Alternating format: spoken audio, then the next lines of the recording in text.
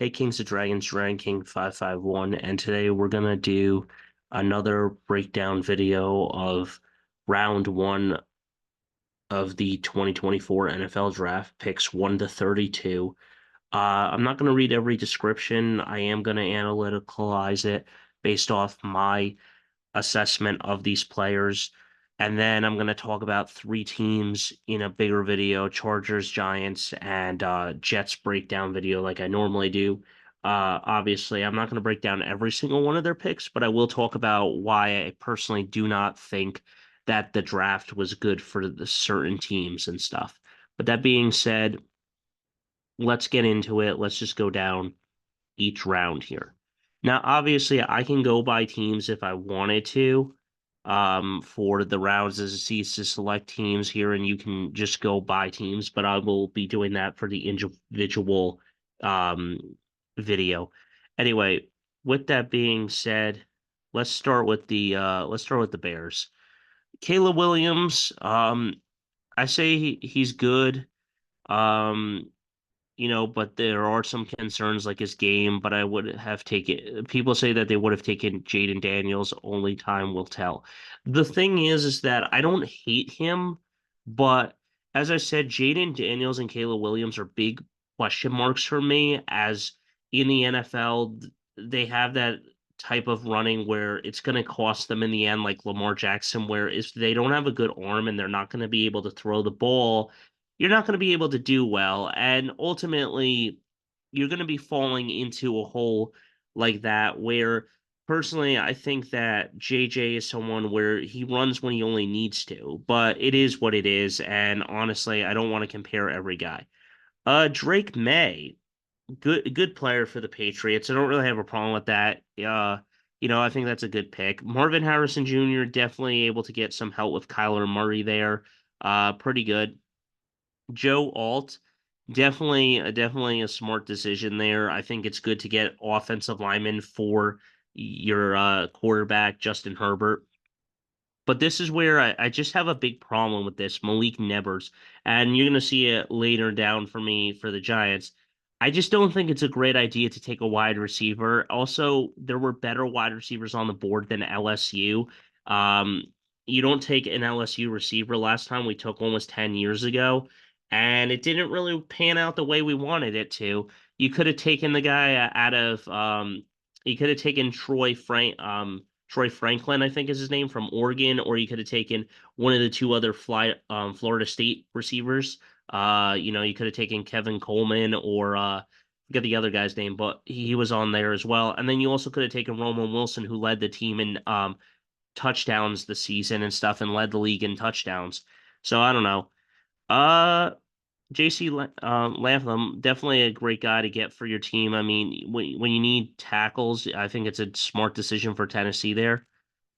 This is where I have another problem. Michael Penix. See, I don't have a problem if it's JJ where he lands there and learns behind Kirk Cousins for like a year or two and has the kind of the same treatment with Patrick Mahomes and everything. The other thing here is that if you get JJ without a quarterback in one of these situations, um, you can take a step back, say, all right, he's young, he's 21 and stuff.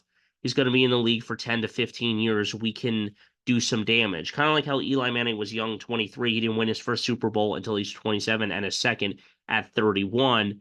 And they can do something there where with JJ. I don't really trust Penix because of his injury problems, but I think it's just a bad situation because Kirk is there for 4 years.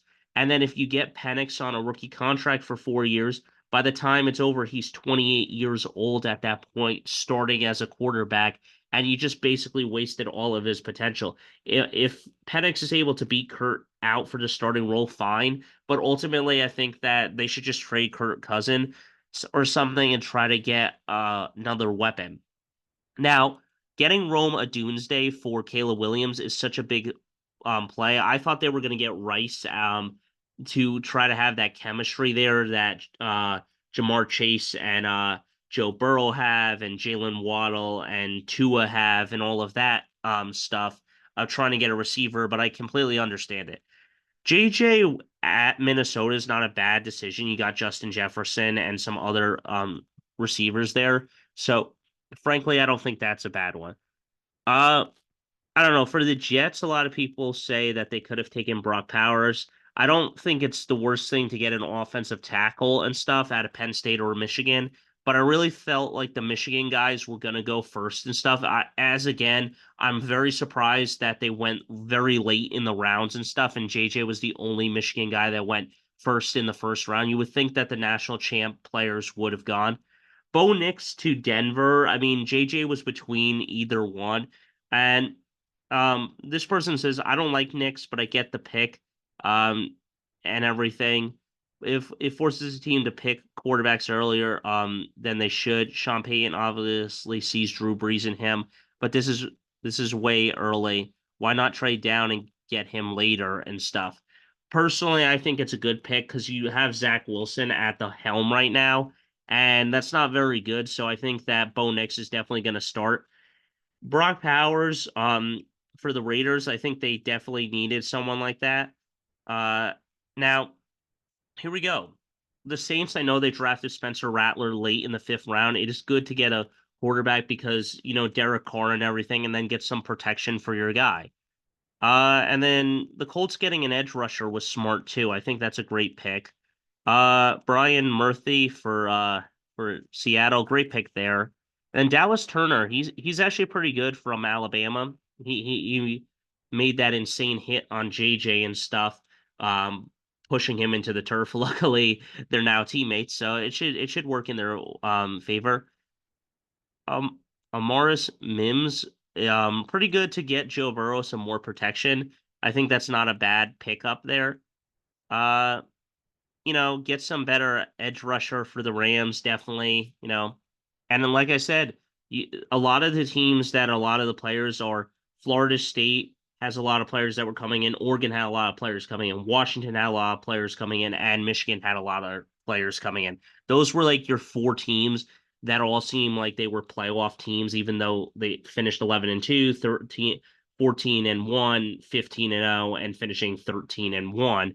Those were the teams where you were going to get like these players.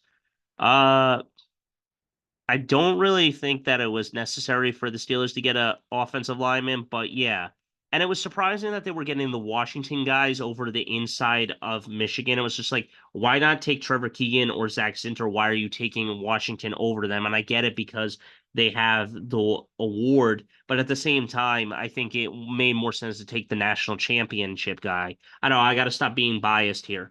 Um, Chop Robinson from Penn. I think that's definitely good to get some more defense for the Miami Dolphins. Getting a cornerback for Philly is pretty good too. Brian Thomas Jr., wide receiver for LSU. Yeah, get some more help with that kid, Trevor Lawrence. Terran Arnold. I really thought that the Lions were going to get Mike Sainer still. I thought that they would try to get him. Instead, they didn't. But yeah, still a really good player. Um, Jordan Morgan and stuff.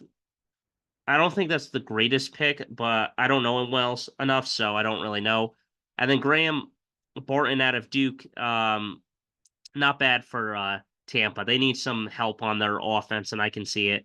And then Darius Robinson, an edge rusher out of Missouri, that's pretty good.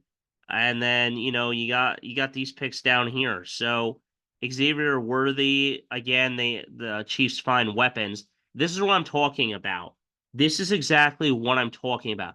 The Chiefs are doing what the Giants should be doing. They're finding guys that are not necessarily going to be 100% superstars. But what they're doing is adding wide receivers to the team and having those wide receivers there. Their core may not be the best with Cardarius, Tony, and all these other guys, but at the end of the day, did they still win two Super Bowls back to back so far? Yes, they did.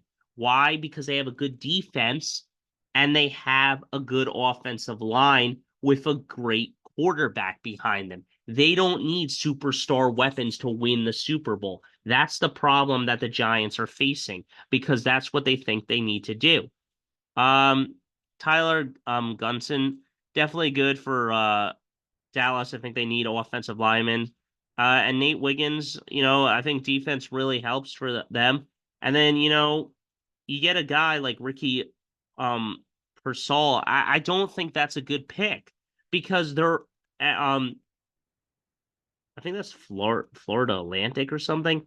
I don't really think that that is a great pick there because there are so many other guys that I mean are so much better than this. And, you could have gotten any other wide receiver. I don't know why they got them. People were saying, oh, Debo or Ayuk is going to be traded. And then this guy, Xavier Leggett out of South Carolina and stuff. And ultimately, I think that that's a better pickup. And honestly, you should have taken a guy from Oregon or Washington and stuff. I mean, there were so many Washington receivers, I don't even think they went and stuff. But at the end of the day, that's all I got to say about it. Until next time, guys, don't forget to stay radical. I'll see you in the next one. Obviously, big breakdown for Michigan. I'm sorry, not for Michigan, for Giants, Jets, and Chargers. We're going to go through each pick of them, and we're going to talk about their picks. With that being said, I'm out.